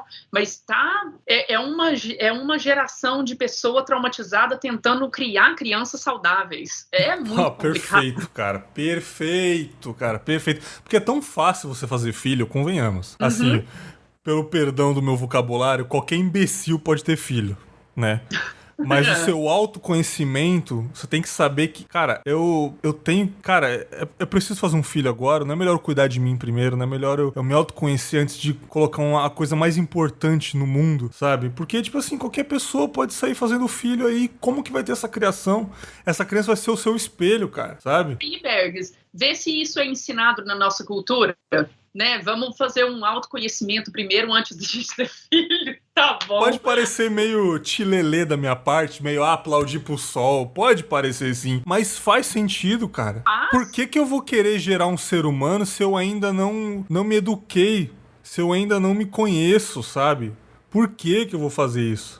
Pô, cara, é o mínimo. Eu não tô dizendo pra você ser um ser perfeito celestial, não. Eu tô dizendo, cara, você tem uma carreira profissional bacana, como é que tá a sua cabeça, como é que é a sua família, como é que é a sua estrutura, cara? Pra você poder gerar uma criança, como é que você vai dar uma educação necessária pra ela? Ou simplesmente você vai trabalhar e deixar ela em casa, e é isso, sabe? Aí anos depois essa criança vai dar uma entrevista. O meu pai realmente era ausente, me deixava em casa. É isso. Vai ser esse ciclo eterno. Me bateu essa curiosidade. Você atende esse tipo de público também ou é só adulto? Adolescentes também? Você faz esse trabalho? Chegou a fazer já? Faço. Na verdade, quando eu comecei a colocar esse programa junto desse jeito, num formato de curso, o que eu tinha em mente era a adolescência. Porque eu não tive um modelo de olhar, assim, né, pra crescer, um modelo saudável, de ter aquele modelo saudável que eu poderia usar como exemplo. Quando eu era adolescente, tinha muita disfuncionalidade. Disfunção. Em volta, assim, de mim, sabe? Na escola, na vizinhança e tudo, assim, era desequilibrado. Então, eu não tive, assim, esse exemplo que era saudável para eu poder olhar e usar como exemplo, assim, de como viver, sabe? Como ser nesse mundo. Então, agora é o que a gente está tentando trazer para os adolescentes.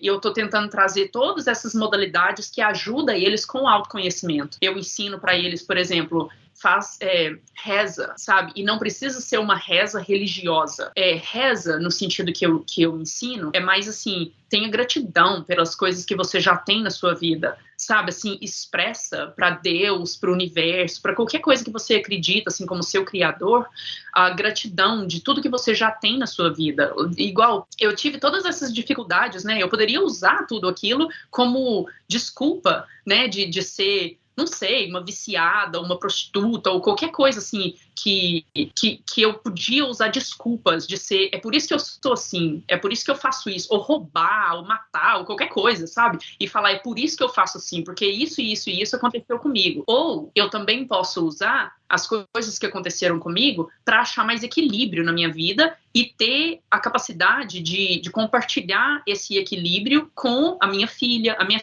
filha agora está com 14 anos. O meu relacionamento com ela é o completamente oposto do que eu tinha com a minha mãe quando eu tinha 14 anos. Porque a gente era tão desconectada, ela não tinha noção que Deve ser maravilhoso o relacionamento com ela, muito diferente, sabe? Muito diferente.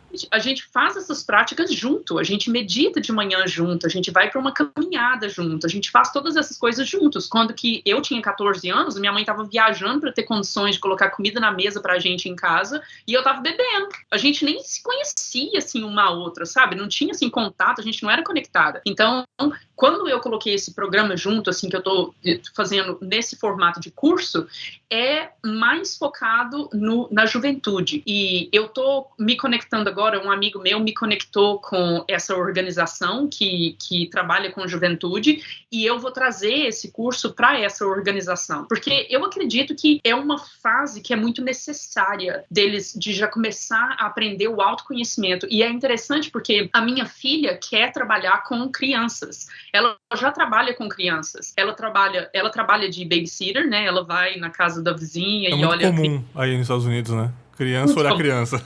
Ela pode fazer isso. E aí ela trabalha também, ela é voluntária na igreja. E ela vai para a igreja e ela cuida dos pequenininhos e ela ensina. Muito dessas coisas que a gente fala e tudo, ela ensina para as crianças. E aí eu quero trazer esse projeto para a juventude, para ajudar essas pessoas que, antes de virar adulto, de virar muito condicionado assim nas mentiras que foram contadas para ele quando criança, eu tô focando mais na juventude e ela tá focando nas crianças menores, para começar já desde quando é criança, de contar para essas crianças a verdade de quem eles são, sabe, assim, que eles foram criados perfeito e completo, assim, que Deus ama eles do jeito que eles são, com todas as imperfeições e todas as coisas que, né, que a gente tem na vida, mas que eles não são quebrados do jeito que a gente conversa com essas crianças, eles se consideram, assim, faltando, sabe, assim, que eles não são aceitados em casa ou na escola ou qualquer coisa, porque falta alguma coisa neles para ser completo, para ser apreciado, sabe? E a gente tá ensinando para eles assim, você não precisa de mais nada para ser apreciado, você é apreciado do jeito que você é amado e você pertence a esse mundo, sabe? Esse espaço que você ocupa nesse mundo é seu, foi dado a você pelo seu criador com amor e com carinho, você não precisa de mais nada. E a gente vê assim como muda, sabe? Como o jeito que eles enxergam a realidade deles muda. Eles são assim mais calmos quando eles estão passando por esse projeto, assim, aprendendo essas coisas, que eles já são completos como eles são. Eles são mais calmos e mais centrados, assim, você consegue conversar com eles sem ver aquela ansiedade, assim, depressão. Ao mesmo tempo que a fase adulta é uma fase muito difícil de se regular, porque é uma fase que já cresceu, já tá com a cabeça, já tá evoluído ali, não quer mudar, talvez. Eu sou o que eu sou e acabou. A fase adolescente também é uma fase difícil, porque é uma fase que o adolescente, ele quer atenção toda hora, ele quer se encaixar em grupos, seja no colégio, seja nos amigos. Ainda mais essa geração, que é uma geração que tá todo tempo conectada, uma geração ansiosa, uma geração que vê as coisas aceleradas. A criança também, pelo menos aqui no Brasil, eu não vejo mais o pai ou uma criança, seja na área urbana, brincando com essa criança. Eu vejo o pai no celular, a criança num tablet, e é isso. A criança, pra ela calar a boca, dizendo assim, dá o celular pra essa menina, deixa ela jogar um Candy Crush aí, sabe? Eu só vejo criança no celular, cara. Então, isso também vai ter problemas no futuro. A gente ainda não sabe, porque ainda são crianças, mas vão daqui uns 15 anos, essa geração que só ficava no celular, o que elas vão ser? A gente não sabe ainda, mas problema vai ter. Problemas modernos, mas vão ter. Então, cara, é tão necessário você conversar com as pessoas, é tão necessário você deixar de lado tantos problemas. Tem essa... Eu também tenho isso, que é a tal da FOMO, Fear of Missing Out, né? O medo de estar perdendo informação, sabe? Eu também tenho isso pouco, claro. Mas assim, a gente tem que pensar, cara, você não tem como absorver tudo no mundo não, cara. Por isso que existem pessoas especializadas em cada coisa. Foca no que você gosta e é isso, sabe? Não tem necessidade de você pegar tudo e abraçar, eu quero saber de tudo. Não tem como. Então, é uma geração ansiosa, é uma geração que não quer perder nada, né? E às vezes é bom perder as coisas, perder as informações pra, né, se autoconhecer. Acredito eu, né? Não, e eu concordo também. E isso é uma das coisas que eu ensino com a meditação, sabe? Assim, faz o seu tempo pra você. Aí a gente ensina, assim, da reza, né? Que não é a reza, assim, do jeito que a gente olha no Brasil, assim, religiosa, né? É mais, assim, apreciação pela sua vida, por onde que você tá na sua vida hoje. E aí medita. Senta e deixa tudo ficar quieto, sabe? Quando tudo fica quieto, assim, você tá preparando o ambiente da sua mente pra receber, sabe? Daí você recebe, assim, o que é pra você, sabe? Recebe, assim, a direção para sua vida. Porque uma coisa que a gente ensina é assim, a gente está aqui para seguir o coração da gente, não para fazer as coisas que são, né, para fazer os pais da gente felizes e essas coisas assim, traz muita depressão. Sabe? Basicamente, você tem que ser a decepção de tudo que as pessoas esperavam de você. Isso. E aqui tem essa coisa que os pais vão pagar para a faculdade dos jovens, mas eles têm que fazer na faculdade o que o pai acha certo. Não, então, assim, eu vou pagar para você, mas você vai fazer esse curso aqui. E daí eles vão e faz e fica depressivo. Então, é assim, você está arruinando a vida do seu jovem se você está forçando eles a fazer uma coisa que não é o que eles querem, né? E aí, quando a gente começa a trabalhar nesse sentido com eles, a pergunta que vem é assim, mas eu nem sei o que eu quero, né? E isso é muito normal. Até a gente, como adulto, às vezes a gente descobrir o que eu quero há 2 anos atrás, Mayara. Eu trabalho desde os 14 anos de várias coisas. Eu fui descobrir o que eu quero há 2 anos atrás. Eu tô correndo atrás disso agora, aos 30. Tem noção? Você tem noção, cara? Como que é louco isso, cara? Sabe? Cara, não é culpa de ninguém. É mais o autoconhecimento de fato, cara. É isso, cara. Eu não culpo totalmente os pais que falam, faz isso, faz essa faculdade, tem um plano B, porque eles também querem uma segurança pro filho. Mas é bom os pais saberem que o ser humano é ele, você criou ele pro mundo. Desde que ele não vai pra um caminho ruim, se ele quer trabalhar com isso, que não ganha tanto quanto você queria que ele ganhasse, mas ele vai ser feliz naquilo, cara. Você quer que ele seja um médico frustrado que acaba matando alguém numa cirurgia, né? Só porque você queria que ele ganhasse 20 mil por mês? Ou ele quer ser um bombeiro, sabe? Ele, desde criança, ele sempre quis ser bombeiro. Ou, sei lá, empregos um pouco menores, mas... Você entende que o seu pai não pode te encaminhar totalmente para aquilo que ele quer, cara. É mais uma incógnita que tem que ser conversada em casa, sabe? Papai, vem aqui, cara, eu te amo. Mãe, eu te amo, sabe? Mas deixa eu fazer o que eu quero, por favor, sabe? Acredito também, Mayara, que o filho também não pode sair berrando assim, tipo... Ah, mãe, deixa eu fazer o que eu quero. A senhora é isso, o senhor é aquilo. É conversar e falar, em primeiro lugar, eu entendo. Essa palavra é muito importante, Mayara. Eu entendo, mas deixa eu fazer o que eu amo, sabe? É muito... As palavras são tão maravilhosas, sabe? Um fechamento de problema. É tão impactante e é difícil perceber isso, né? Com certeza. 100%, Berg, 100%. O que a gente vê aqui o tempo todo é isso, assim. A gente entende também, né, que os pais estão querendo o melhor para as crianças e tudo, mas daí, quando a pressão é muita e a criança acaba indo para aquela faculdade que os pais querem e tudo, e aí consegue fazer aquele tanto de dinheiro que os pais querem e tudo, eles vêm trabalhar com a gente porque tá com depressão tão profunda que eles não conseguem nem trabalhar mais. Eles têm que tirar tempo off, né, do trabalho, porque não conseguem nem ir pro trabalho mais, porque a depressão tá deixando eles, assim, não conseguem nem sair de casa, sabe? Então, é assim, quando a gente ensina para eles meditar, faz o seu exercício de gratidão, sabe? Expressa sua gratidão por tudo que você tem na sua vida, pelas coisas que você quer que venha a acontecer na sua vida. Já tenha gratidão por aquelas coisas. E aí senta e deixa tudo ficar quieto, sabe? Quando tudo fica quieto, você entende mais de quem que você é, assim, da razão que você sente atraído a essa faculdade, a esse tipo de trabalho, a esse tipo de pessoa, porque você entende mais o que está acontecendo dentro de você, ao invés de estar sempre nessa rodinha do ratinho lá, né, que o mundo, a sociedade te coloca, aquela pressão que tem que estar sempre fazendo, vai de uma coisa para outra, de outra coisa para outra, e você nunca tem aquele tempo de tomar, assim, uma respiração mais profunda e só de sentir, assim, esse caminho que eu tô feliz, como que tá a pressão, como que tá, né, a angústia, e aí a gente ensina para eles a fazer isso, e aí depois eles fazem o journaling, eles vão escrever, faz tipo um diário, né, e vai escrever tudo que tá vindo na cabeça quando senta, e só deixa tudo ficar quieto, só deixa, assim, escutar do espírito, né, o que tá vindo. Esses adolescentes, aí, eles seguem direitinho isso? Eles conseguem seguir?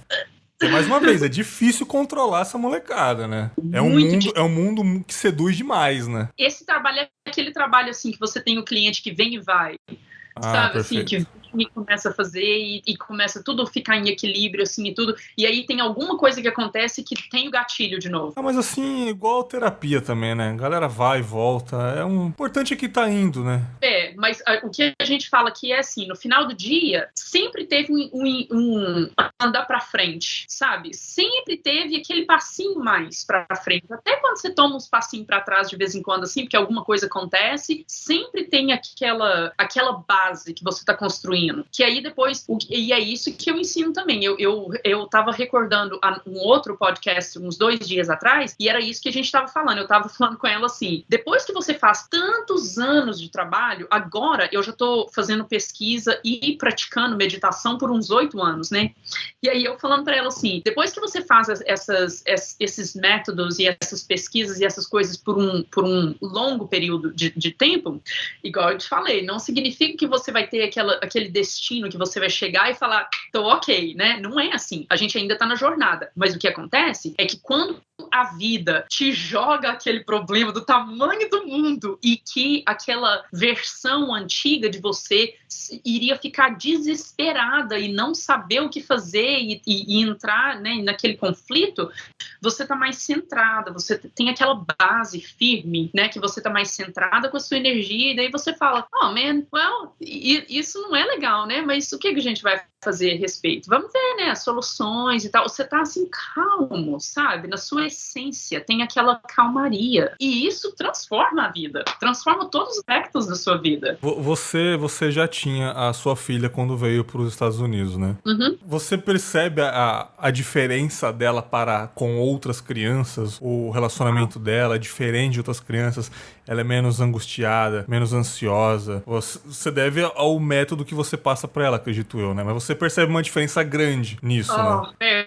Eu levo ela comigo em reunião que eu tenho, às vezes eu levo ela comigo quando eu tenho uma reunião com um adulto. E aí eu tô conversando com esse adulto, né? Às vezes é uma pessoa que eles são, assim, o coordenador de psicologia de uma universidade, ou coordenador de psicologia de uma igreja, de uma coisa assim, que eu trabalho com organizações, né? E aí eu levo ela comigo, às vezes, que ela tá comigo, e os meus amigos gostam dela, que ela é, assim, bem madura e tal. E aí eu levo ela comigo, às vezes, né? Quando eu tô com ela no carro e tudo assim, e vou passar pra encontrar com alguém, e aí a gente tem a reunião, né? A gente conversa, fala a respeito dos projetos, essas coisas todas. E ela sabe, porque eu faço essas coisas na frente dela, eu leio pesquisa na frente dela, eu escuto os livros quando ela tá comigo, e aí ela escuta também, então ela sabe dessas coisas que eu faço. E aí eu levo ela na reunião e tudo, e faço a reunião. Quando a gente tá dirigindo pra casa, depois da reunião, ela às vezes fala assim, nossa mãe, é engraçado, né, que essa pessoa trabalha com isso e aquilo assim, e você pode sentir, assim, o nível de ansiedade que eles têm neles mesmos, né? E eu falo, nossa. Eu nunca imaginaria que uma criança de 14 anos falasse isso, cara. Eu, com 14 anos, vou nem falar o que eu fazia, cara. Pelo amor de Deus, cara. Sabe? Gente, Isso é maravilhoso, cara. Às vezes, a gente trabalha muito com pessoa, e isso é tão triste, assim, a gente trabalha muito com pessoa que tá com depressão profunda e eles não têm ideia de que tem depressão. Porque é aquele negócio que a gente fala da persona, né, que a gente cria, aquela máscara que a gente cria, e por alguma razão de infância que a gente não sabe, a pessoa criou especificamente essa máscara que é uma pessoa feliz. Aí a pessoa nem tem o autoconhecimento de saber que tem a depressão. Porque a persona que foi criada foi a persona feliz. Você entendeu? Então, a pessoa tá nesse personagem por tanto tempo, assim, pelo dia inteiro, né? Porque você não pode ser você mesmo na frente dessa pessoa, ou daquela pessoa, ou daquela pessoa. E quando você vê, o dia acabou. E você não pode mesmo expressar quem que você é, né? Então, quando a gente começa a trabalhar com a pessoa e a gente nota que quando a pessoa vem pro nosso consultório, aí elas quebra no meio, assim, e tudo sai, né? Impressionante. E aí quando elas veem, assim, elas começam a chorar e falam, eu nem imaginava que eu tinha depressão. E é, assim, da mais profunda que você pode achar. É incrível, cara. E eles nem sabem que tem. Tá indo pelo mundo, assim, com aquela máscara, com aquela persona, e vai. Às vezes a pessoa vai a vida inteira, sem ter ideia do que tá acontecendo por dentro. Sensacional, cara. Chegando aos minutos finais do nosso papo aqui, queria perguntar pra você como que você se vê no futuro, profissionalmente mesmo, continuar fazendo isso, se profissionalizar ainda mais. Onde você quer chegar, cara? Sei lá, abrir uma clínica, sei lá, se você já tem, ou você quer expandir isso, sabe? O que você quer fazer? Escrever livros? Qual é o seu intuito daqui pra frente? Pois já estou escrevendo esse curso que eu estou colocando para oferecer para os meus clientes quando eu não posso fazer essa sessão assim com uma pessoa. Esse curso vai virar o meu livro. Já estou trabalhando nesse sentido também de traduzir o curso num formato de livro. E eu já trabalho numa clínica, que é uma clínica de cura, com outro doutor que é da área aqui. A gente faz trabalho xamânico também, de guia, assim, de jornada com as pessoas. E ele fala de abrir uma clínica dessa de cura em outros países. Talvez, assim, ele gosta desse lado de cá, tipo Costa Rica, Costa Rica... México. Eu esqueci o país. Esses lugares mais pra cá que são quentes, que são os lugares bons que para as pessoas ir para retiro. Então, assim, eu falo com a minha filha que eu quero morar num lugar assim, sabe? Um lugar assim quente, gostoso, de estar fazendo meu trabalho, mas não ter que estar vivendo igual quando a gente vivia em Boston, sabe? Naquele friozão e tal, neve alta e tal. E aí fazer o meu trabalho, mas estar vivendo num lugar que eu também aproveito o lugar. Até porque o sol é importante, né? Aquele frio também causa uma depressão, uma tristeza, assim, claro. E ela fala que não quer, ela quer ficar aqui na América, e aí eu tenho que ir depois que ela sair de casa, né? Quando ela tiver uns 17, 18 anos, capaz que já vai sair de casa já. E aí eu vou, e eu quero fazer isso, assim, esse tipo de coisa eu acredito que é o jeito que eu posso ter um impacto maior para compartilhar essa cura. O que é esse jeito, assim, de podcast, de livro, de retiro, que eu posso receber mais pessoas ao invés de trabalhar com uma pessoa só. O que eu tô tentando fazer é trabalhar o mínimo possível com uma pessoa só.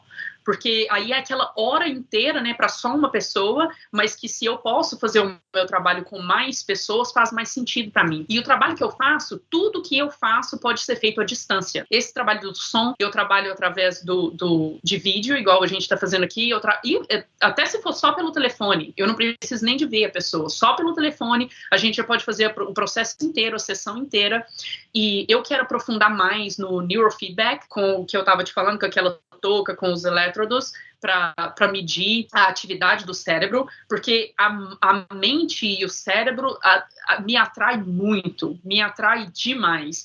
Então eu quero aprofundar mais nesses estudos com os meus amigos. Talvez, se eu trabalhar mais com eles, eu poderia mudar para a Califórnia, que é do outro lado do país aqui, ou talvez para uma outra ilhazinha, assim, igual esse cara que eu trabalho no consultório aqui, talvez, não sei. Mas o que eu faço também, Bergs, é assim, eu tento ter uma ideia do que é que eu estou projetando para o meu futuro, mas deixar assim aberto para o Espírito Santo me guiar, sabe assim, para Deus colocar as pessoas certas no meu caminho e guiar assim passo por passo. Mas eu tenho essa imagem maior assim, que é de tentar impactar mais pessoas ao mesmo tempo, ao invés de uma pessoa só em sessão, aí depois outra sessão, uma pessoa só, fazer mais assim, podcast, livro, palestra. Eu tinha feito muita palestra antes, e aí depois eu fiquei muito ocupada com outras coisas e parei de fazer. Eu quero voltar a fazer, então assim, mais para expandir, para que eu possa inspirar mais pessoas ao mesmo tempo, porque é possível. Quando a gente está no problema, igual quando eu estava lá em Divinópolis, naquela dificuldade,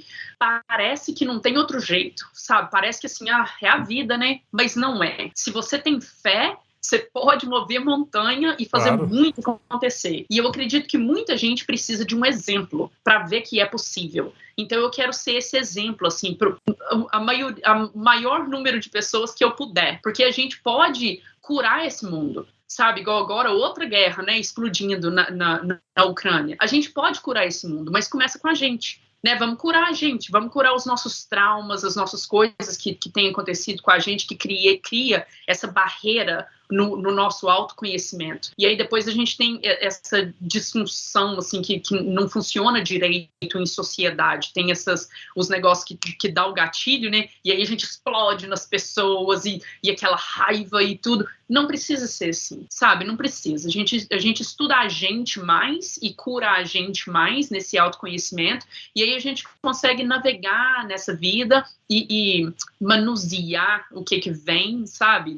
O que a vida joga na gente com mais calmaria, assim, mais, né, centrado na nossa energia, com mais amor e carinho por aqueles em volta da gente. Então, quero tentar ser o exemplo para o maior número de pessoas que eu puder.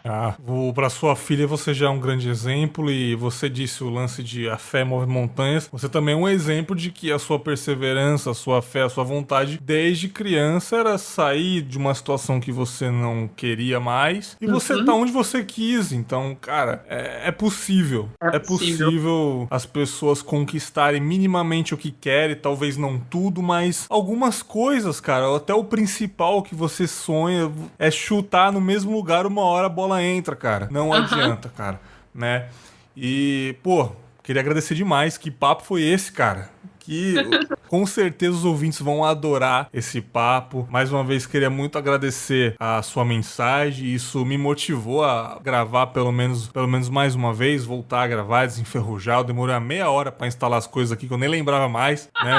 Mas deu certo. Agradecer também por esse papo. Me deixou bem feliz nesse domingo quente, né? Aqui. E, cara, fala um pouquinho aí da sua rede social, do seu site, do seu contato. Se você também quer ajudar pessoas aqui no Brasil também, as pessoas entrarem em contato com você, por que não, né? Se pode, vamos aí, né? Fique à vontade, esse espaço é seu, pode falar. Com certeza, com certeza. Se você ouviu essa mensagem e alguma coisa tem ressonância, que você pensa que pode ser ajudado com essas coisas que eu tô compartilhando, pode mandar e-mail, pode conectar, e eu trabalho com gente do mundo inteiro. Não tem problema onde que tá, qual que é a distância, diferença de horário, não interessa. Se você for no meu website, você pode ter acesso a Facebook, Instagram, tá tudo lá. E o website é Mayara, com Y, aquele dashzinho. Traço. O tracinho, Souza, com Z.com. E aí, de lá, você acha Facebook, você acha Instagram, você acha YouTube vídeos, tá tudo lá. Tudo tá no website. Eu vou deixar também aqui na descrição também, né? É importante ela falar, mas eu também vou deixar na descrição todos os links que levam você a acessar o conteúdo da Mayara. Mais uma vez, muito obrigado. Ouvintes, se vocês gostaram desse papo, manda um e-mail pra gente aí falando o que vocês acharam dela, né, cara? Sugestões pra outras pessoas, se por acaso eu gravar, que eu também não prometo nada também não. Eu também tô na minha correria aqui, né, cara? Mas eu gostei de verdade. Ouvintes, um grande abraço e tchau! Obrigadão!